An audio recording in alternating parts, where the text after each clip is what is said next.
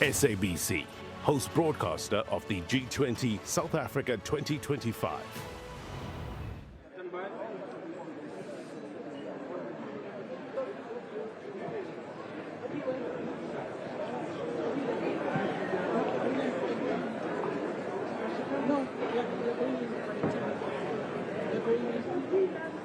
And welcome back to Nasrec, and coming to you from the floor now. This is where Sherwin was earlier. This is, of course, where Sherwin was earlier here at Nasrec, and I can tell you it has, of course, filled up and is filling up quite considerably. And this will be the nerve center in terms of transmitting and broadcasting what is happening here at the G20 Leaders Summit to the rest of the world. We've got the media from across the world represented here, and we heard earlier about 1,500 journalists and news agencies accredited to cover this event. But of course, it is also a huge operation security-wise, and I'm joined right now by the chairperson of NatJoins, and that is General Tebello Mosikili. Thanks so much for your time this morning, General. So this is one of the biggest security operations that South Africa has undertaken, given the number of heads of states and VIP delegates attending. So talk to us about where does the actual command structure sit in this instance, and how nimble are you to quickly attend and move as things happen? Thank you very much, Sakina, and thanks for having me. And good morning to the viewers at home. The control centers depends on the proximity and the magnitude of the work stream. We have different work streams within the NatJoins that are controlling different areas of responsibility. For an example, when we get to the aviation space, we put the control center where it will be in the very close proximity to be able to respond should there be a need for the team to respond. But we have one control center for aviation, we have one control center for all other areas of security. For an example, here at Nasrec, we do have our National Operational Control Center. We call it a venue operational center. So the VOC is situated right here at the center where all the security apparatus are sitting and controlling and linking up with the operatives on the ground. NatJoins is situated at FNB Stadium. We are sitting there, all the leadership of NatJoins. We are meeting as regular as possible to respond and attend to the issues. Gauteng is on hard lockdown, but we are ensuring that Gauteng life goes on. So all 5 districts of Gauteng, there are district operational centers to be able for them to respond to other issues outside of the event. So we wanted to make sure that the life of the people in Gauteng and in South Africa continues amid the summit itself. So here at the summit, Sakina, we have indicated on Wednesday that please be alert, know your space, know your lane, because there will be hard lockdown that started yesterday. If you are not designated to be closer to Nasrec, don't even attempt to come to Nasrec, because we have officials that need to execute what the plan requires of them. And of course, General, also with regard to the number of heads of state and VIP that we are expecting, in terms of our VIP security provision, how are we dealing with that? How have you managed to scale that? We have different teams for a different head of state. All heads of states and delegations that are here, they have allocated a security detail that will work with them. So there won't be any crossing that you need to take care of this delegation or this head of state and switch to another.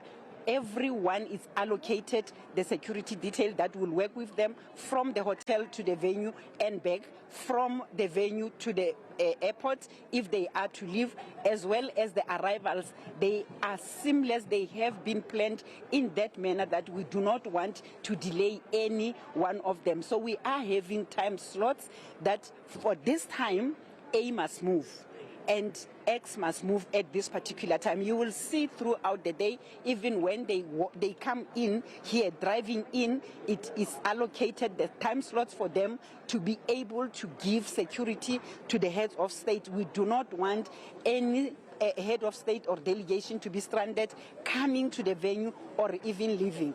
Even where they are, we have clustered the hotels as well. There are clusters of hotel where heads of states are residing, and we want to appeal to our delegates that visit South Africa. It's a very beautiful place, and we want them to explore. We want them to live what they have in our beautiful shopping malls and other areas of economies. They must go visit there, but they must do so directed by the security details that is being provided for them.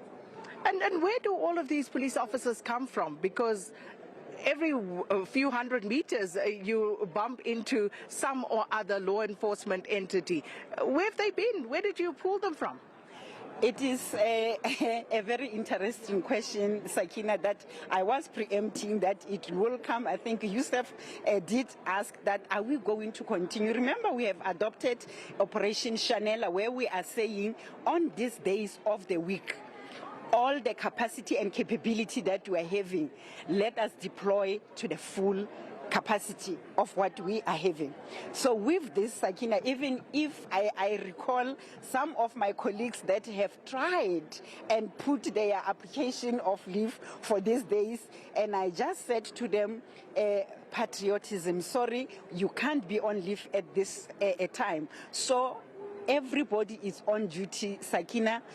If there is anyone that is on leave, it might be an administrative staff that is not a police trained, but all our police trained, we have managed their leave. Remember, we had this throughout the year. We had G20 from December 2024 until to date. So we have managed their leave, that with the small summits that were the precursor summits to this event, maybe people can go on leave because we don't want the full deployment. But come November 2025, remember, we are also in the full swing of our festive season. We are in the third phase of the festive season. Everybody is on duty, no leave. That's where I have sourced these members.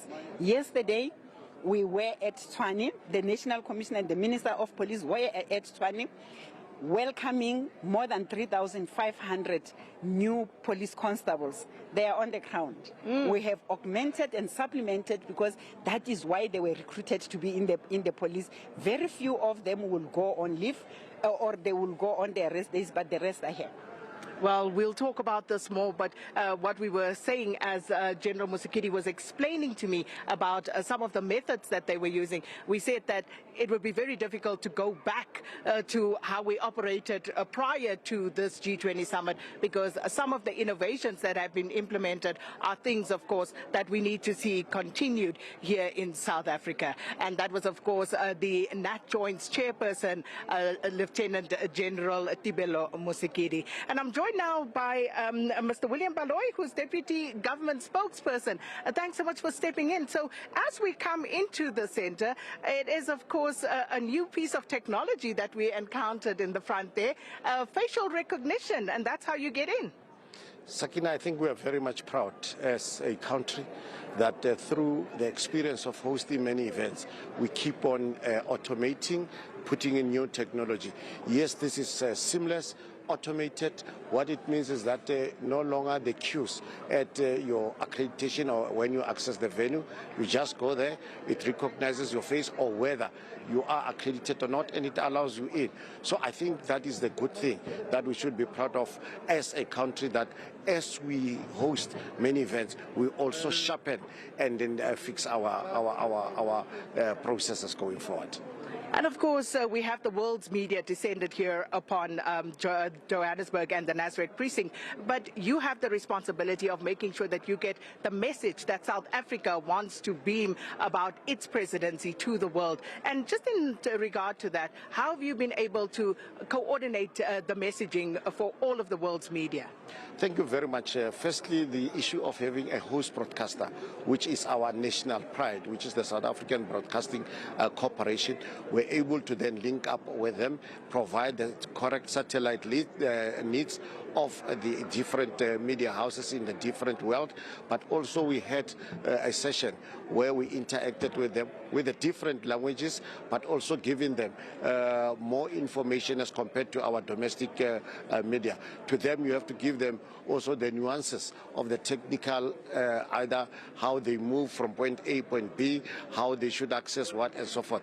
And with our experience of having done that as GSIS previously, we were able to meet their needs. Yes, there is room for improvement, but we are interacting with them. Even this morning, we're making sure that they are able to beam and then send out the content to their different audiences. As you have indicated, almost the leading economies, 19 of the leading economies, plus the other 40 countries, they are here. So we had to make sure that we are on top of our game to make sure that all of them also, their requirements are met. Well, we'll leave it there. Thanks so much, Mr. Baloyi. And this is, of course, the nerve center for all of the messages to be beamed from the G20 Summit. And we have Mr. William Baloyi speaking to us there about some of the measures that have been put in place to ensure that it is a seamless process and that the world gets to know exactly what is discussed and decided upon here at Nasrec. And with that, we're going to take a quick break, and then we're back here with Leanne at Nasrec. Let's take that quick break. SABC, host broadcaster of the G20 South Africa 2025.